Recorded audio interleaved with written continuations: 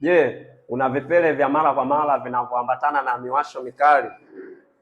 Watu wengi wanavyopatwa na vipele vya mara kwa mara wanachukulia kwamba ni kitu cha kawaida, labda ni chunusi za kawaida, na limekuwa likiwasumbua kwa muda mrefu hili jambo. Wapata miwasho mikali ya mara kwa mara, lakini mwisho wa siku wanakuja kugundua kwamba ni HPV baada ya athari kuwa kubwa. Tayari wameshatoka malengelenge sehemu za siri au vimeshakuwa vidonda vyenye maumivu. Kwa hiyo na wewe usiwe mmoja wao.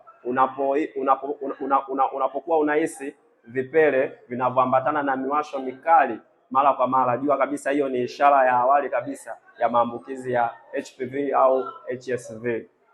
Tafuta matibabu mapema ili uweze kupunguza gharama ya muda na uweze kupunguza athari zinazoweza kujitokeza. Fanya hivyo kwa kunitafuta, nitumie ujumbe WhatsApp au nipigie kwa matibabu sahihi.